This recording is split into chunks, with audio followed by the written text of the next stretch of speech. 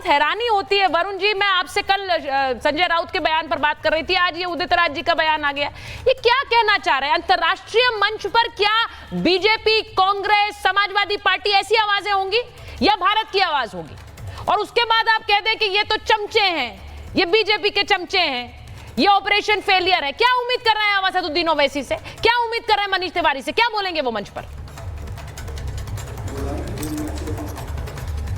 सुचारिता जी, आपने डिबेट के अलग अलग हिस्से, छोटे छोटे हिस्से कर दिए, पार्ट्स, तो मैं अलग अलग जवाब दूंगा। आपने बात करी राजनीतिक व्यवस्था की, किस प्रकार से गंदगी हो गई। मैं इसको कहूंगा राजनीतिक बीहड़ के दुर्दांत डाकू बोलूंगा। जो राजनीतिक एक बीहड़ हो जाता है जिसमें दुर्दांत डाकू हो जाते हैं, उनको कोई मतलब नहीं रहता किसी चीज़ से। उसमें भाजपा, कांग्रेस, सब सारी पार्टियां इंक्लूडेड है। राजनीतिक व्यवस्था की बात, तो अब राजनीतिक चेतना की बात आई, राजनीतिक चातुर्य की बात आई, तो जब संसद बुलाने की बात थी, अब तो टाइम ही इतना निकल गया, मानसून सेशन आ जाएगा, तो अब संसद की मांग भी क्या करेंगे? 1 महीने बाद मानसून सत्र आ जाएगा, उसको जल्दी बुलाया जा सकता है।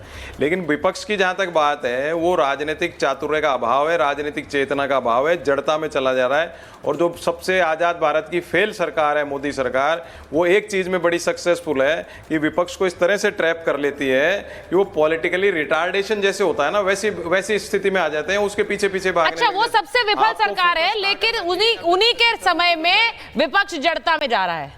ये समझ नहीं आया कुछ वरुण जी। मतलब वो तो इतने विफल हो रहे हैं कि वो सरकार चला नहीं पा रहे हैं, लेकिन विपक्ष जड़ होता जा रहा है। नहीं, महंगाई, मैंने आपको राजनीतिक व्यवस्था की शुरुआत में शब्द का प्रयोग किया। पूरे इंडियन पॉलिटिकल सिस्टम को आप देखोगे तो विपक्ष की क्या स्थिति है और वर्तमान सरकार की क्या स्थिति, वो बताइए आपको। अब वर्तमान सरकार, महंगाई, बेरोजगारी, आम आदमी तो तरसते परेशान है मानसिक आर्थिक रूप से जब से ये सरकार आई है। रोज कुछ ना कुछ आम आदमी को प्रताड़ित करने का काम किया जाए। उधर विपक्ष की बात जो आपने आज शुरुआत करी इस बात से, उसमें मैं कह रहा हूँ विपक्ष को क्या है, उस चीज में बड़ी सक्सेसफुल है मोदी सरकार, कि ट्रैप कर लेती है, फिर विपक्ष उधर भागता है, फिर विपक्ष की छिछालेदारी। वो ट्रैप ही कर रहे हैं, वो सबको ट्रैप कर रहे हैं, वो जनता को भी ट्रैप कर रहे हैं, वो विपक्ष को भी ट्रैप कर रहे हैं, सब ट्रैप कर पा रहे हैं, लेकिन विपक्ष कुछ नहीं कर पा रहा है। जनता को भी वही ट्रैप कर रहे हैं, विपक्ष को भी वही ट्रैप कर रहे हैं। मैं अच्छा, मुझे लग रहा है ये थोड़ा दूसरी दिशा में जा रही वरुण जी चर्चा। सीधी बात मैंने एक पूछी है और मैं मलूक जी के पास आऊंगी, अजीज खान साहब के पास जाऊंगी। जरा मलूक जी ये बताइए, जिस तरह के बयान आए हैं, ये पहला बयान नहीं है, मैंने एक पूरी फहरिस्त बताई। और इस समय एक डेलीगेशन पाकिस्तान में, एक डेलीगेशन पाकिस्तान का भी जा रहा है, हमने उसकी बात की, उसकी कोई चर्चा नहीं है दुनिया भर में। जहां चर्चा हो रही है वो इंडियन डेलीगेशंस की हो रही है, क्योंकि हमने देश की अलग अलग पार्टियों के सांसदों को भेजा है जो प्रमुखता से अपनी बात पाकिस्तान पर रख रहे हैं। उसमें क्या वो सपा, कांग्रेस, बीजेपी है? सुचित्रा जी, देखिए, हमारे योद्धा सांसद पूरे वर्ल्ड में जाकर वो भी बिल्कुल उसी तरह काम कर रहे हैं जिस तरह हमारे देश की फौज ने अंदर घुस के मारा। उसी तरह हमारे सांसद योद्धा भी पूरे वर्ल्ड में जाके पाकिस्तान को बिल्कुल बेनकाब कर रहे हैं।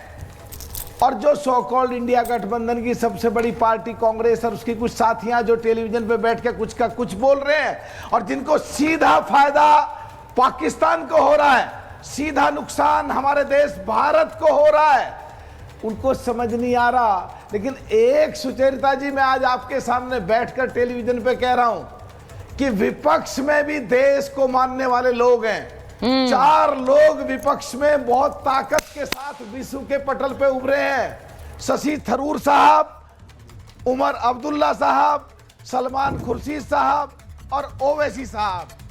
और जो कांग्रेस में बड़े नेता हैं उनके कद छोटे हो गए हैं बेतुके प्रश्न पूछने पे, जिनसे पाकिस्तान को फायदा हो रहा है और देश को, हमारे को नुकसान हो रहा है।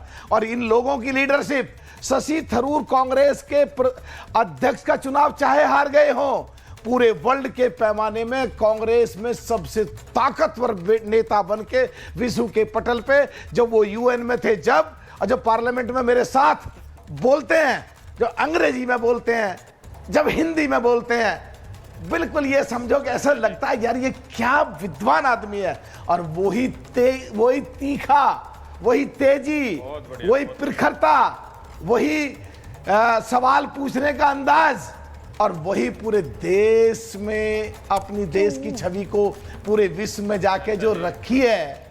इससे जो हमारे सो कॉल्ड इंडिया गठबंधन की पार्टियां हैं, हाँ। ये अंदर बौखला गई हैं। ठीक है, दो चीजें होती हैं, एक देश और एक राजनीति। हाँ। अरे देश में दो चीजें हैं, एक युद्ध देश से किसी से हो, अंदर पाकिस्तान घुस के मारा, एक इकोनॉमी जो मनमोहन सिंह कहते थे 2040 में हम चौथे नंबर पर लाएंगे, वो आज 2025 में चौथे नंबर पर ला गई। तो देश में इन लोगों को राजनीति या व्यक्तिगत स्तर पे आके इन्वॉल्व हो गए, इनको लगा हमारी राजनीति खत्म हो रही है, इसलिए ये कुछ का कुछ बोल रहे हैं। यानी पूरे वर्ल्ड में, इकोनॉमी में भी और घुस के मारने में भी पूरा हमारा देश का डंका बज रहा है। और अच्छी बात है, मैं आपका सवाल मैं अजीज साहब से पूछ लेती हूँ। अजीज साहब, वो कह रहे हैं राजनीति देश या राजनीति, ये इस वक्त चुनने का समय है। आप राजनीति चुनेंगे, देश चुनेंगे? देखिए सुचित्रा जी, सबसे पहली बात तो ये है कि कोई भी देश का कोई भी शख्स होगा, उसके लिए राजनीति इंपॉर्टेंट नहीं है, देश इंपॉर्टेंट है। पहली बात। अभी नागर साहब ने कहा कि विपक्ष में भी कुछ लोग हैं जो देश को मानते हैं। क्या विपक्ष के लोग इंसान नहीं है क्या? आपकी नजर में विपक्ष के लोग हैं कौन? विपक्ष के लोग आईना दिखाते हैं और वो आईना दिखाने वाले लोग हैं, और देश के वो सच्चे सिपाही हैं, देश के सच्चे देशभक्त है। पहली बात। और दूसरी बात, अभी इन्होंने कहा कि इकोनॉमी चौथे नंबर पर आ गई है। शायद जानकारी नहीं है कि नीति आयोग ने उस पर खेद भी व्यक्त किया है और कहा है कि चौथी गलत बोल दिया थे, पांचवी है। अभी पता नहीं और कितनी गलती हो, मुझे मालूम नहीं और क्या पोजीशन है, मैं इकोनॉमी पे चर्चा नहीं करना चाहता। दूसरी बात, अभी बार बार चर्चा किया जा रहा है कि मनीष तिवारी जी, शशि थरूर जी और तमाम जो लोग सांसद गए हैं, वो देश के बारे में खुलासा कर रहे हैं, पाकिस्तान की हकीकत को बता रहे हैं।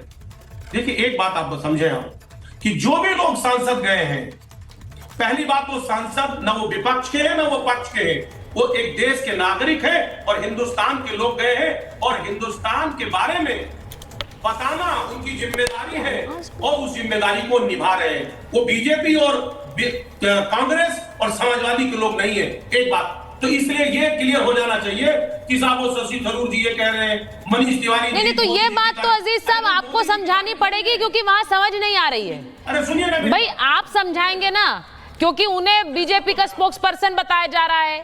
मनीष तिवारी कह रहे हैं तो कह रहे हैं, मनीष तिवारी के लिए बयान आ रहे हैं, संजय राउत कह रहे हैं फ्लॉप फेलियर ऑपरेशन है। ये सब बयान अगर विपक्ष के लोग दे रहे हैं तो समझाएगा कौन? आप तो यहाँ पर आकर जो बात कह रहे हैं वो अच्छी बात कह रहे हैं, लेकिन इनकी बातों के लिए कौन समझाएगा? जी स्पष्ट करने दे।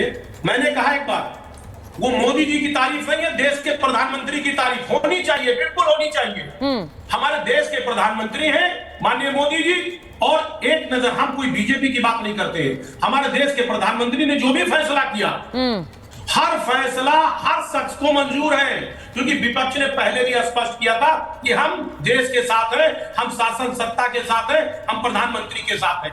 लेकिन